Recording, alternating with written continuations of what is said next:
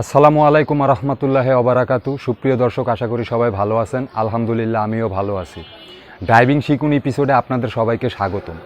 আজকে যে বিষয়টি আপনাদেরকে আমি বলতে চাচ্ছি বা জানাতে চাচ্ছি সেটি হলো, আমরা যে গাড়িতে মোবিল ব্যবহার করি এবং মোবিল চেঞ্জ করি, সেটা একটা নির্দিষ্ট সীমার পরে আমরা মোবিলটা চেঞ্জ করি। অনেকেই 4000 কিলোমিটার বা 4500, 5000, 6000 কিলোমিটারে আমরা মোবিল চেঞ্জ করি।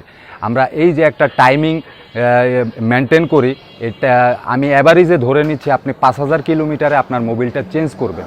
এখন বিষয়টা হলো, 5000 কিলোমিটারে যে আপনি মোবিলটা চেঞ্জ করবেন, এই নিয়মটা কোথা থেকে আসলো?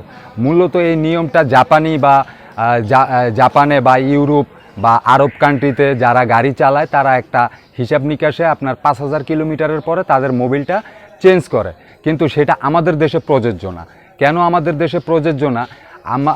আপনার ইউরোপ, আমেরিকা, অস্ট্রেলিয়াতে আপনার 5000 কিলোমিটার গাড়ি যদি চালায়, সেই ক্ষেত্রে আপনার প্রত্যেক ঘন্টা যদি তারা অ্যাভারেজে 100 কিলোমিটার চালায়, তাহলে 50 ঘন্টা হলে 5000 কিলোমিটার হয়।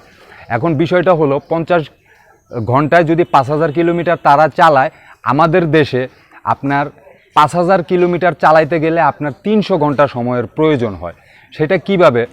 ইউরোপ, আমেরিকাতে আপনার রাস্তা ফ্রি, কোনো যানজট নাই, তারা স্টার্ট করে এবং গাড়ি চালায়। সেই ক্ষেত্রে তারা একটা মাইলেজের হিসাব রাখে যে 5000 কিলোমিটারে তারা মোবিলটা পরিবর্তন করবে। কিন্তু আমাদের দেশে মাত্র 20 কিলোমিটার রাস্তা পার হইতে 4 ঘন্টা সময় লাগে। তাহলে আপনার গাড়ির মাইল মিটারে কিন্তু মাইলেজ উঠে না, কিন্তু আপনার গাড়ির ইঞ্জিন কিন্তু 5 ঘন্টা যে চলেছে, এটা 5 ঘন্টা এটার ভিতরে সার্কুলেশন হইতে থাকে এবং এটারে ফেটতে থাকে, মোবিলটা ফেটতে থাকে। কিন্তু আপনার মাইলেজ উঠছে মাত্র 20 কিলোমিটার, গাড়ি চালাইলেন আপনি 4 ঘন্টা। এই যে 4 ঘন্টা যে আপনার মোবিলের যে টেম্পারেচার কমে গেল, সেটা কিন্তু আপনার হিসাব নাই। আপনি শুধু তাকাইতে আছেন কবে 5000 কিলোমিটার হবে আর কবে আপনি মোবিল পাল্টাইবেন। এদিক দিয়া আপনার ইঞ্জিনের মোবিল, ঠিক আছে, তার 12টা 13টা এবং পাতলা পায়খানা শুরু হয়ে গেছে।